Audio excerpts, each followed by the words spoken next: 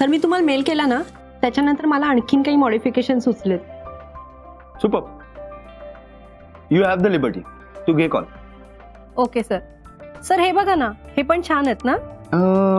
या तू कर, तुला जे योग्य वाटेल ते. पण एक लक्षात ठेव, हे काम टॉप प्रायोरिटीवर आहे. ओके. आणि उत्तरा मॅडमचे मेजरमेंट्स घेतले का? ओ सॉरी, नाही सर. पण सरांचे झाले ना की लगेच मॅडमचंही घेऊन टाकेल. एक मिनिट, माझे कशाला? मॅडम तुमच्यासाठी सुद्धा वॉर्डरोब डिझाईन होणार आहे. Yes madam, you are also part of the package. She is the part of the team. Ashwini. Oh sorry sir. I think सरांचे मेजरमेंट्स झालेत. मी आता उत्तरा मॅडमचे मेजरमेंट्स घेते. प्लीज. आपण आज जाऊया का? तुम्ही गेस्ट रूम यूज करू शकता. मी तुम्हाला दाखवतो. ओके. चला या.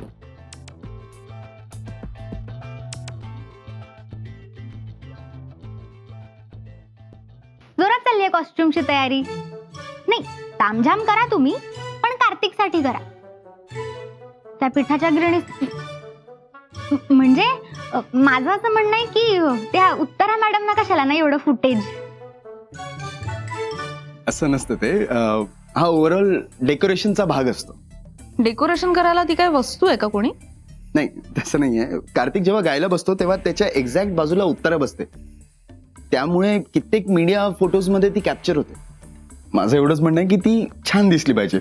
ओव्हरऑल सगळेजण चमकले पाहिजे. अजून किती चमकवणार तिला? आधीच फेअरनेस क्रीमची मॉडेल, म्हणजे चिकणी दिसते ती. मी काय म्हणते, उत्तरा जरा कमी छान दिसेल असं काही करता येईल का आपल्याला? दिशा, डोंट वरी. माझा फोकस उत्तरावर नाही. माझा फोकस कार्तिक आणि कार्तिकची पूर्ण टीम प्रेझेंटेबल दिसली पाहिजे ह्याच्यावर आहे. कळलं याला. दिशा चल तू.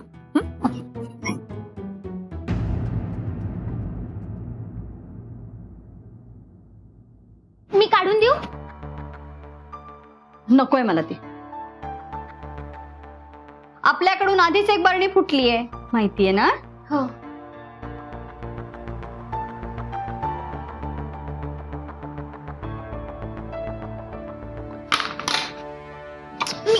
अगं नकोय मला तुझी मदत. नको ना लुडबुड करू. मी फक्त तुला एकदा सांगितलं ना, मला सगळ्या गोष्टी हातात मिळण्याची सवय नाहीये. दिशा, तू काय करतेस इथे? मी जरा तू तुझ्या मैत्रिणीला सांगतेस का माझ्या कामात लुडबुड करू नकोस म्हणून? काकू, ऍक्च्युली मीच तिला इथे पाठवलं होतं. काय झालं ना, मला माझा सिपर सापडत नव्हता, म्हणून मी तिला म्हटलं की किचन मध्ये आहे का. तुझ्या हातात काय आहे? सापडला. तेच सांगायला आले होते की सापडला, आता शोधू नकोस. आणखीन ब्लास्ट होण्याच्या खचक इथनं पटकन.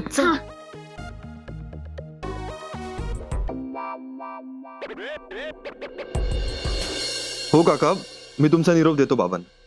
हो हो, बाय. कार्तिक, असे कपडे घालायचे असतील तर मला तुझ्याबरोबर कार्यक्रम करणं अवघड. एक मिनिट, नक्की काय झालंय सांगशील का? तुझ्या त्या पवनच्या डिझायनरने हा ब्लाउज दिलाय, स्लीवलेस ब्लाउज दिलाय मला कार्यक्रमात घालण्यासाठी. काय? आणि मी हा घालणार नाहीये. एरवी मी असले कपडे नाही वापरत रे, कार्यक्रमात तर मुळीच नाही. उत्तरात नाहीच घालायचंयस तू. तू चल माझ्याबरोबर, चल.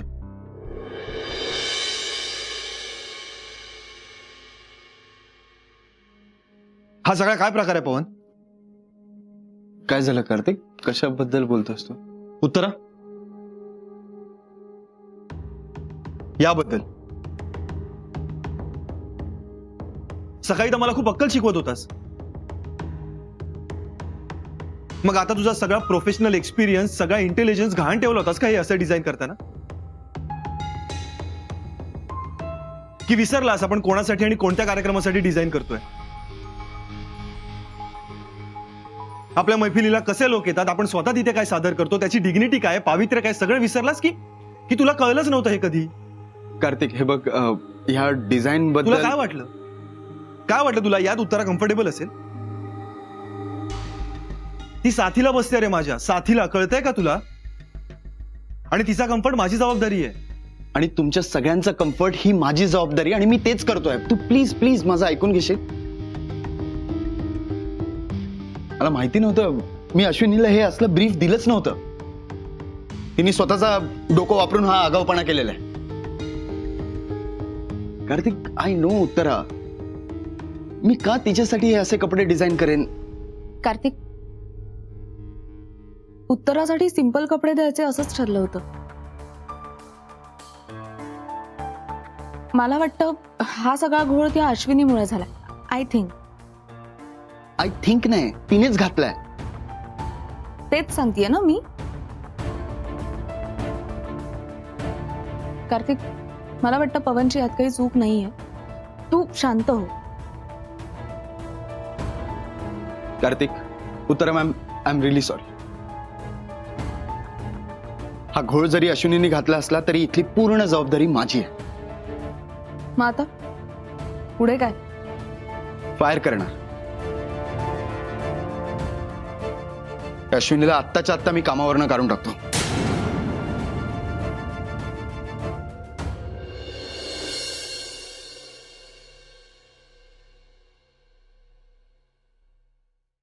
हा अश्विनी, मी जे काय म्हणतो ते नीट ऐकून घ्या जरा. हा, तुला इथून पुढचे काही दिवस माझ्या बरोबर काम करता येणार नाही. हो, जरा नीट ऐकून घेशील पहिले? हा, ते उत्तराच्या ड्रेस बद्दल मी जे काय ब्रीफ दिलं होतं तुला, ते कार्तिकला पटलेलं नाहीये. हा जरा मेजर राडा झाला इथे. आय नो तुझी काहीच चूक नाहीये, तू तेच केलं जे मी तुला इन्स्ट्रक्ट केलंय. पण आता हे मी त्यांना नाही सांगू शकत ना. अगं का म्हणजे काय? नाही, दुसरा ऑप्शन नाहीये. नाही, ऐक, हे बघ, आपण दुसऱ्या प्रोजेक्टवर काम करू. हा, मी मिळवून देईन तुला. ओके, हा, बाय. पवन,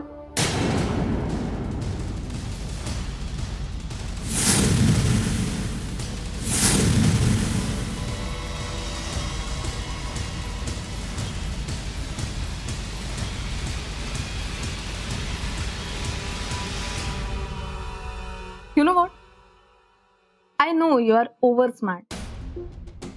इनफॅक्ट गरजेपेक्षा जरा जास्तच हुशार आहेस तू. पण कसं असतं ना पवन, ही जी खूप इंटेलिजंट माणसं असतात ना, त्यांच्या बेसिक मध्येच मेजर राडा असतो. तुझी केस तीच आहे. पण मग तरी माझी बाजू का घेतली? त्याच्या मागची कारणं वेगळी होती. पवन, ही सगळी माणसं तू आणलीस नाही ते कामाला. हा, मग ते काम नीट करतायत की नाही हे सुद्धा तूच बघायला हवंस. आता ती अश्विनी, तिने तुला न विचारता डिरेक्टली उत्तराला कसे रे कपडे पाठवले, ते सुद्धा हे असे, हे तू बघायला पाहिजे होतंस. नक्की नक्की. हे बघ, तुमच्या आपापसात कोऑर्डिनेशन नसण्यामुळे जर का कार्तिक सफर होणार असेल ना, तर मी ते खपवून घेणार नाही. आत्ता मिसकम्युनिकेशन सोडल्यास तुझी यात काही चूक नाहीये.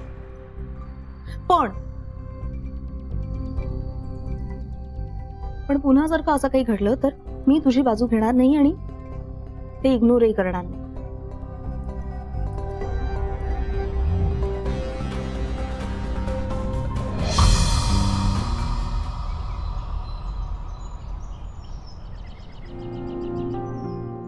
श्रुती, तू या कपड्यात जॉगिंगला जातेस? नाही, मी जॉगिंगला नाही जाते. मग? अरे, माझं दुसरं एक काम आहे. इतक्या सकाळी कुठे? बरं, मग मी येतो सोडायला. नाही, नको, तू नको येऊ सोडायला. मी जाईन. अरे, तू उठ, आवर, तुझी कामं कर. अगं काही विशेष कामं नाहीये, चल मी येतो. अरे कार्तिक, खरंच नको. एनिवे मला उशीर होतोय, तुला आवरायला वेळ लागेल ना. अगं पण इतक्या घाईने? कार्तिक, मला खरंच खूप उशीर होतोय, मी पळते. बाय. श्रुती, अगं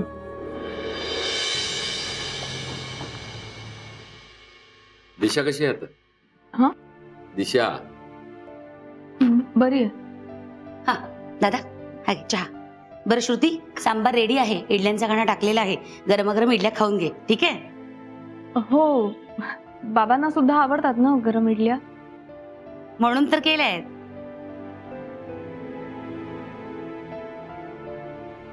बाबा,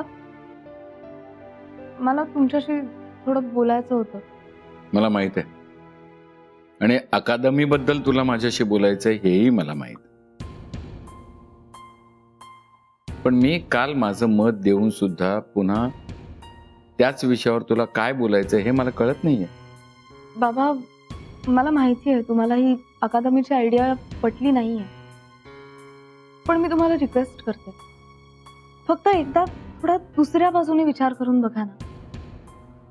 आणि आणि आणि कार्तिकला सांगू की तुझी कल्पना फार उत्तम आहे, मोठी अकादमी सुरू कर, असंच ना? हो, नाही म्हणजे तसं नाही, पण बाबा तुम्हाला का नाही पटत आहे? मी काल जेव्हा सांगितलं की हे मला पटलेलं नाहीये, त्याच वेळेला मी हेही म्हटलं की माझं मत मी कार्तिकवर लादणार नाही. हा, तर त्याची इच्छा आहेच तर त्यानं सुरू करावी अकादमी. बाबा, तुम्हालाही माहिती आहे की तुम्हालाही पटलेलं नसताना तो हे करणार नाही. आणि त्याची इच्छा पूर्ण व्हावी म्हणून मी माझ्या मताशी तडजोड करणार नाही. दादा तू यात एक शब्दही बोलायचा नाही. श्रुती, तुमच्या पिढीची विचार करण्याची पद्धतच वेगळी आहे. मला माहित आहे, तत्व नियम यात तुम्ही अडकून पडत नाही, तुम्हाला हवं ते मिळवता. तुमच्या अचिव्हमेंटसाठी मी तुमच्या पाठीवर कौतुकाची थाप देऊ शकतो, पण तुम्हा नवीन मुलांच्या ह्या विचारांशी जुळवून घेणं मला जमणार. मग बाबा, तुमच्या या विचारांशी जुळवून घेणं आम्हालाही जमणार नाही असं आमच्या पिढीने म्हटलं तर? ते बोलायला कशाला पाहिजे? दिसतच आहे की तू एवढ्या हिरिरीने माझ्याशी बोलतेस, त्यावरून मला कळतंय तुला जुळवून घेणं किती कठीण जात आहे. खरं तर इतकं कठीण गेलं नसतं, पण तुम्ही मी जे काही बोललो तेवढंच धरून बसला. माझ्या बोलण्याची खोली, त्याचं गांभीर्य समजूनच घेत नाही आहात तुम्ही. मग मी का बोललो, काय बोललो, त्याचं महत्व काय, हे कसं लक्षात येणार तुमच्या? स्वप्न बघताना आपण एवढा विचार कुठे करतो बाबा? आपण फक्त स्वप्न बघतो आणि ते पूर्ण करण्याच्या मागे लागतो, जीव तोडून प्रयत्न करतो. कार्तिकने सुद्धा अकादमीचं स्वप्न बघताना हा विचार नाही केला बाबा. मला तुमचं म्हणणं पटतंय, पण कार्तिक जो विचार करतोय तो सुद्धा चुकीचा नाही आहे ना? म्हणजे तुझा तुझ्या बापावर विश्वास नाही असंच ना? आहे ना बाबा, माझा जेवढा तुमच्या तत्वांवर विश्वास आहे ना, तेवढाच जास्त विश्वास कार्तिकच्या स्वप्नांवर आहे, आणि त्याही पेक्षा जास्त विश्वास त्याच्या जिद्दीवर आहे. ठीक आहे, तर मग हे छानच आहे. बाबा, प्लीज असं नका ना म्हणू. हे बघा, तुम्हाला जरी हे सगळं अकादमीचं प्रोजेक्ट कमर्शियल वाटत असलं ना, तरी कार्तिकचा याच्यात कमर्शियल हेतू अजिबात नाहीये. मला खात्री आहे बघा, तो त्याच्या आजोबांच्या प्रतिमेला जराही धक्का लागू देणार नाही, आणि म्हणूनच त्याचं हे स्वप्न पूर्ण होण्यासाठी मी त्याला सगळ्या बाजूने सपोर्ट करणार आहे. पण बाबा, तुम्ही नका ना प्लीज अपसेट होऊ. मी तुम्हाला असं नाही हो बघू शकत.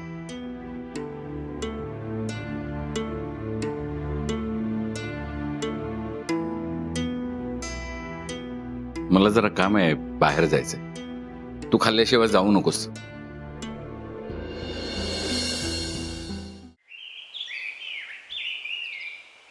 मला जरा तुमच्याशी बोलायचंय म्हणून तुम्हा सगळ्यांना इथे बोलवलंय. ए बाबा, आता लगेच आभार प्रदर्शन वगैरे सुरू करू नकोस. हा, नाही, हे जरा वेगळं आहे. हा. गेले काही दिवस माझ्या रुटीन मध्ये खूप बदल झालेत. रियाजा व्यतिरिक्त सुद्धा इतर कामं वाढली आहेत. कार्यक्रम नसतात तेव्हा सुद्धा बाकीची धावपळ असते. हे मात्र खरं आहे हा. सध्या कार्यक्रम खूप वाढलेत ना तुझे कार्तिक, पवन आल्यापासनं. हो खरंय ते आई. ऍक्च्युली नॉर्मली मी हे कधीच केलं नसतं, पण आता करतोय. बघ ना, म्हणजे माझ्याकडे मॅनेजर आहे चक्क. हेही कधीच केलं नसतं. बरं, त्याच्या बऱ्याचशा गोष्टी मला पटत नाहीयेत, पण मी समजून घेतोय. हे तर करणं शक्यच नव्हतं, पण करतोय. पण का करतोय? तेच सांगायचंय मला. मला संगीत अकादमी सुरू करायची.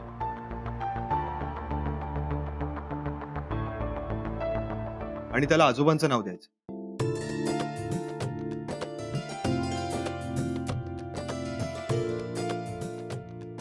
अकादमी म्हणजे काय ते आर्ट स्कूल सारखं वगैरे का? हो बाबा. हे अचानक कसं काय सुचलं? अचानक नाही, ऍक्च्युली खूप वर्ष झाली ही कल्पना माझ्या डोक्यात आहे. खरं तर आजोबांकडून मला खूप काही मिळालंय, खूप काही शिकलोय. आणि जे काही शिकलोय ते कुठल्याच पुस्तकातून किंवा कॉलेजमधून शिकता आलं नसतं. आणि म्हणूनच आजोबांकडून मला जे काही मिळालंय ते जास्तीत जास्त लोकांपर्यंत पोहोचवायचंय मला. आणि त्यासाठी संगीत अकादमी हा उत्तम पर्याय असं मला वाटतं.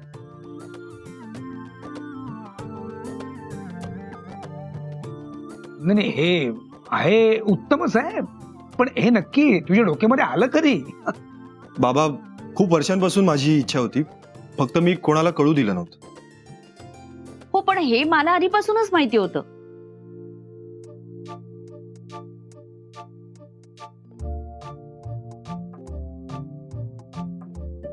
अरे तो तर म्हणतो कोणाला कळू दिलं नव्हतं.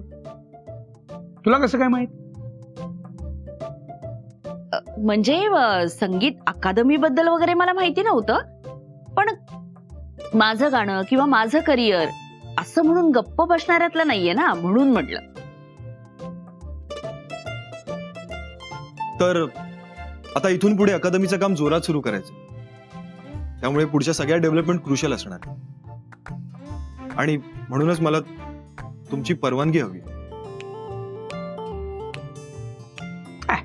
अरे एवढ्या चांगल्या कामासाठी परवानगी कसली मागतोयस तू?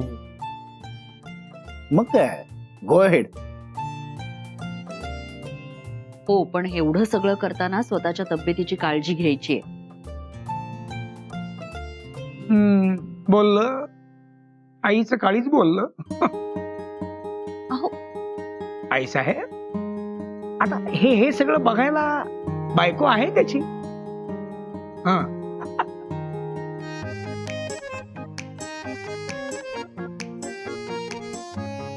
बर बाबा, परवानगी तर आम्ही दिली आहेच तुला, पण या कामात आणखी काही मदत लागणार आहे का तुला?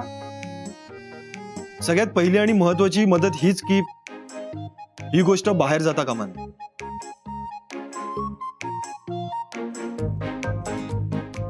म्हणजे अकादमीची आयडिया घरातल्या सगळ्यांना आणि पवनला माहितीये. सध्या तेच ठीक आहे. ओके बाबा, नाही कुठे डिस्कस करणार, ठीक आहे? 3 cheers for Karthik's Academy. Hip hip. Hurray! Heap heap! Hurray! Heap heap! Hurray!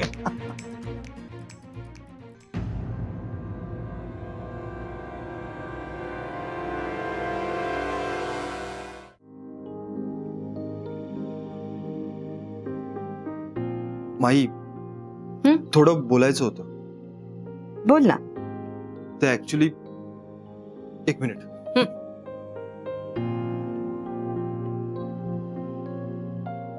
माई, तुला संगीत अकादमीची कल्पना आवडली आहे ना? हा प्रश्न तुला का विचार असं वाटला? नाही, ते मगाशी मी सगळ्यांना सांगितलं तेव्हा सगळ्यांनी पॉझिटिव्हली रिॲक्ट केलं, पण तू काही बोलली नाहीस. सांग ना माई, तुझा पाठिंबा आहे ना अकादमीला? तुला काय वाटतं? अगं, तेच कळत नाहीये मला, म्हणून तर तुझ्याशी बोलायला आलोय. अगदी पूर्ण पाठिंबा आहे. म्हणजे अनंताचा नसला ना तरी. म्हणजे हे तुला कसं? एक मिनिट, पंडितजींनी तुला मेसेज किंवा फोन वगैरे काही केला होता का? नाही. मग तू बातम्या वगैरे वाचत नाहीस का रे? वाच. पंडितजींचं आर्टिकल आहे, खूप वर्षापूर्वी लिहिलेलं. संगीत शाळा म्हणजे संगीताचं बाजारीकरण आहे. असं अनंतानं स्पष्ट लिहिलंय. माई, म्हणूनच मला कळत नव्हतं की तुला काय वाटतंय. त्याबद्दलच बोलायचं होतं. मी वाचलं होतं ते आधीच, आणि मला वाटलं तूही वाचलं असशील, आणि म्हणूनच तुझ्या कन्व्हिक्शनचं, तुझ्या ठामपणे निर्णय घेण्याचं खूप कौतुक वाटलं मला. माई, काय झालं? काय चालतंय मनात? अगं, मी बोललोय पंडितजींशी, सगळ्यांशी बोलण्याआधी, आणि त्यांचा विरोध आहे अकादमीसाठी. म्हणून तुला वाटलं मीही विरोध करीन? खरं सांगायचं तर धाकधूक होती, पण आता जीवाजीव आलाय माझ्या. पण तरीही मन खातंय माझं. का? पंडितजींची इच्छा नसूनही मी त्याला सांगितलंच नाहीस अजून? नाही, परत बोलायला गेलोच नाहीये मी. अरे मग जा, त्याला भेट, तुझा पॉइंट ऑफ व्ह्यू त्याला पटवून द्यायचा प्रयत्न कर. आणि नाही पटला तर? म्हणून प्रयत्नच करायचा नाही. ते हर्ट होतील याची भीती वाटते मला. कार्तिक, त्याला बाहेर न कळलं ना तो जास्त हर्ट होईल. मी ओळखते त्याला, तो गुरु आहे तुझा. पण म्हणूनच डोळे झाकून त्याच्यावर विश्वास ठेवणाऱ्या शिष्यापेक्षा आपली मतं पटवून देणारा शिष्य त्याला जास्त आवडेल. तू बेस्ट आहेस माई. मी एक काम करतो, मी आजच जातो आणि बोलतो त्यांच्याशी. ठीक आहे, थँक्यू.